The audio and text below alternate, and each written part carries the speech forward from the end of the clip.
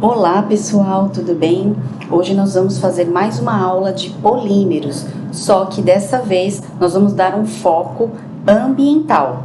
Então a gente vai estudar a relação entre os polímeros e a sustentabilidade. Vamos lá?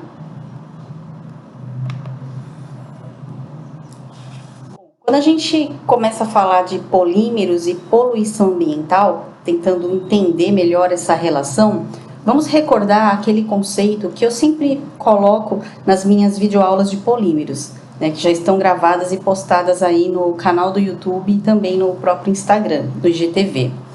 Eu falo que todo plástico é um polímero, mas nem todo polímero é um plástico. O que isso significa dizer? Que plástico é uma denominação, é uma classificação dos polímeros quanto ao seu comportamento mecânico. Então, os polímeros, eles podem ter um comportamento plástico, então eles vão ter uma deformação, né, plástica irreversível antes da sua ruptura, antes da sua fratura.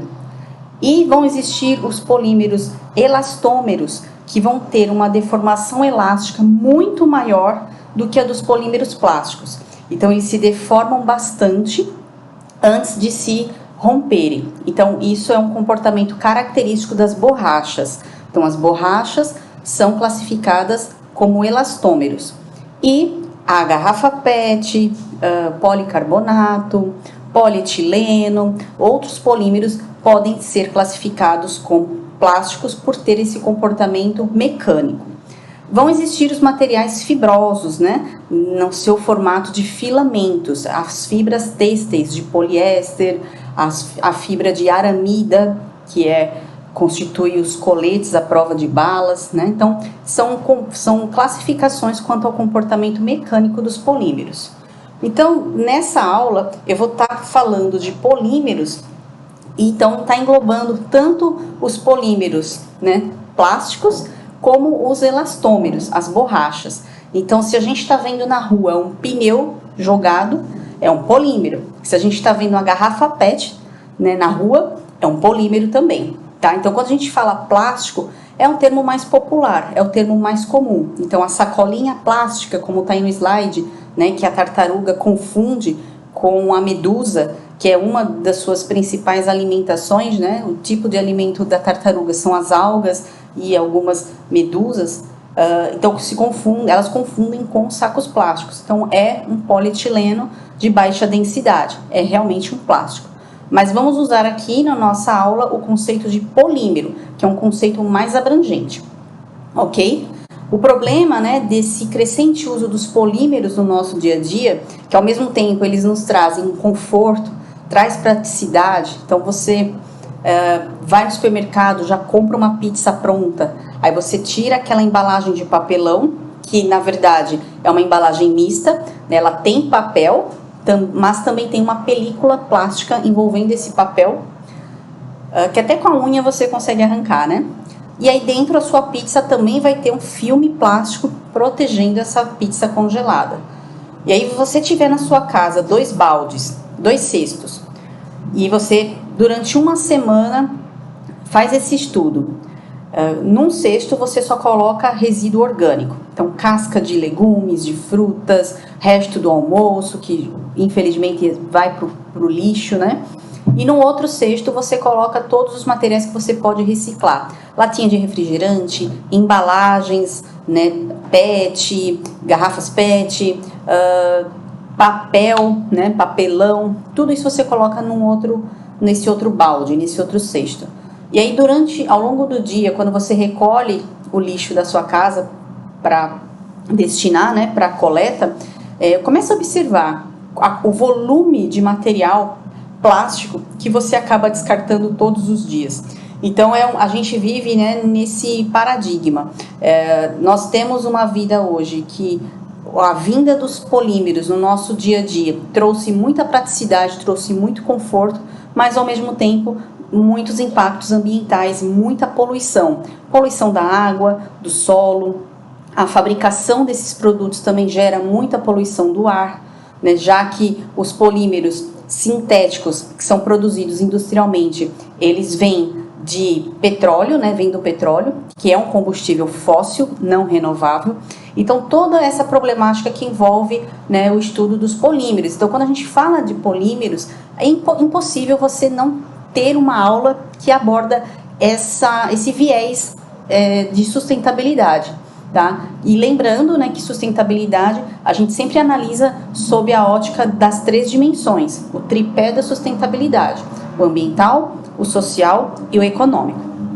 Tá? Então é muito fácil, né, você encontrar aí no Google, né, num site de busca, fotos, né, de poluição ambiental causada pelos plásticos, pelos polímeros. E nem precisa procurar na internet, né? Você sai de casa a pé, na sua rua, tenho certeza que você vai encontrar uma embalagem de salgadinho, um copinho descartável, uma tampinha de garrafa PET ou a própria garrafa. Mas com certeza não é tão fácil de você achar jogado na rua uma latinha de cerveja, uma latinha de aço ou de alumínio. Por quê? Porque hoje o mercado, né, de reciclagem, ele paga, né, essa sucata por quilo. Então, para um catador que contribui, né, com a reciclagem no Brasil, para ele poder juntar 1 quilo de garrafa PET, é um volume, né, de garrafas muito grande.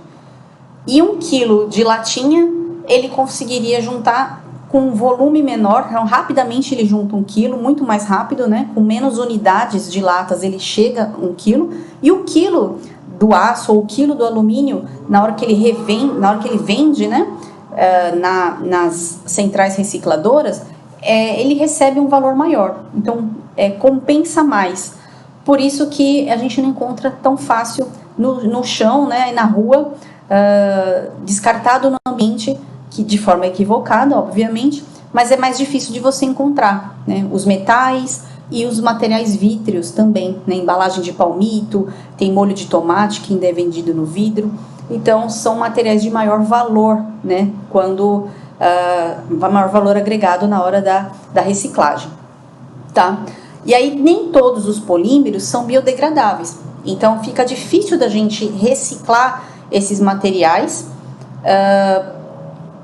o ambiente, né, tentar degradar esse material. Então, obviamente que uma sacolinha plástica lançada no mar, o oceano possui bactérias que vão conseguir decompor esse plástico, mas vai demorar, né, dezenas e dezenas de anos. E aí, nesse processo, muitos animais aquáticos já vão ter sofrido os efeitos dessa poluição. Então, temos assim, a natureza consegue degradar, mas o tempo de degradação é extremamente elevado. Até mesmo uma bituca de cigarro ou uma folha de papel, né, elas também têm um tempo de degradação, mas não é um tempo de dias, né? Você tem pelo menos alguns meses para esses materiais se decomporem. Então, imagina um plástico.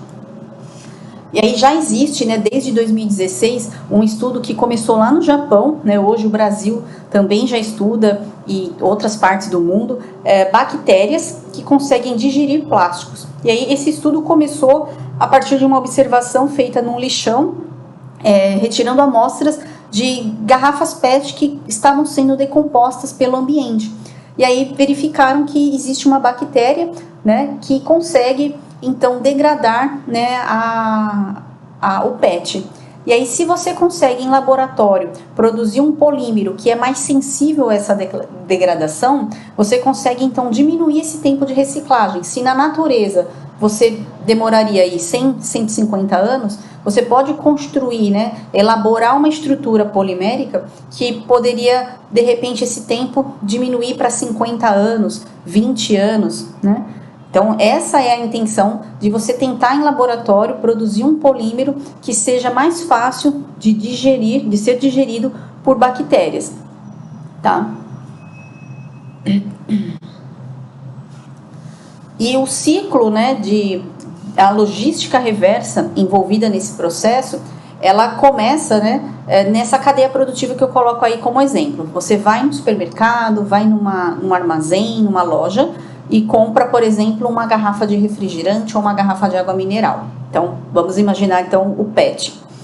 E aí você consome essa bebida e aí você descarta no lixo, né? Se essa garrafa ela não vai para reciclagem, então você pode aí considerar que essa garrafa vai para um aterro sanitário e aí pelo menos 100 anos para ser decomposta totalmente. Mas se a gente consegue fazer um processo de reciclagem, de logística reversa, fazendo com que essa garrafa retorne a uma indústria para ser reprocessada, aí sim você está praticando, né, a reciclagem. E aí ambientalmente seria a melhor alternativa.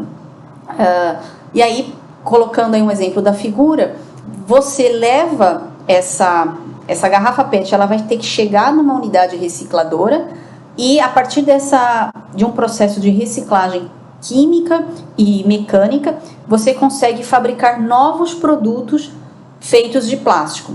E aí, novamente, você vai à loja e consome esse produto, e aí você tem, então, o ciclo de vida desse PET, né, retornando por essa questão da reciclagem, que nós estudamos bastante isso no conceito de logística reversa. Temos, né, nas ruas, em shoppings, lanchonetes, parques, escolas, né, universidades, essas bombonas, né, isso é comum, todo mundo conhece, né, as bombonas, mas nem sempre a gente se lembra da identificação, né, porque cada cor, para nós, é uma linguagem, é uma identificação. Então, visualmente você consegue descartar corretamente o resíduo sólido. Então, a bombona amarela são para materiais metálicos. A verde seria para vidros. Então, a latinha de refrigerante, de aço ou de alumínio, você descarta na amarela. O vidro, na verde. O vermelho, o plástico. O azul, o papel. O que for material orgânico, então, comer uma banana, vai jogar a casca no orgânico. O que for resíduo perigoso, né, passível de contaminação, por exemplo, eu posso considerar uma pilha alcalina de controle remoto um resíduo perigoso? Bom, se ela tem metais pesados que podem contaminar o solo, eu posso colocar no resíduo perigoso. Se for um resíduo radioativo, é perigoso, mas já vai existir uma classificação específica para ele, que seria a bombona lilás, ok?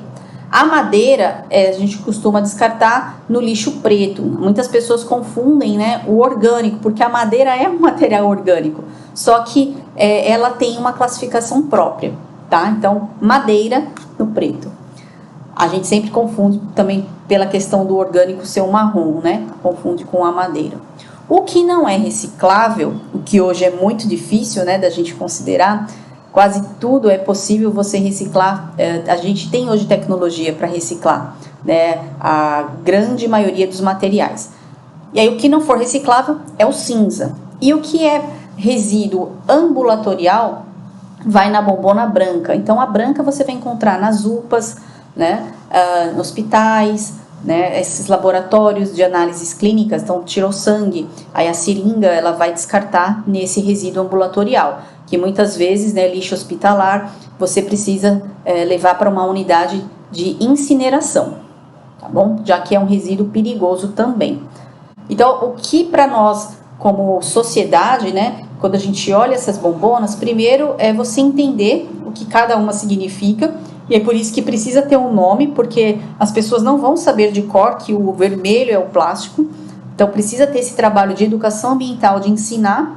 E um outro ponto importante da gente ressaltar é que de nada adianta você ter essas bombonas se no município não existe a coleta seletiva. Esse é o caso da instituição onde eu trabalho. Nós temos essas bombonas, só que no município onde o meu instituto se localiza, a prefeitura não faz coleta seletiva. Então, não adianta os alunos descartarem de forma seletiva os resíduos, se o caminhão da prefeitura, ao final do dia, recolhe e leva tudo misturado para um aterro sanitário. Tá? Então, precisa dessa ação, né, do município para fazer a reciclagem.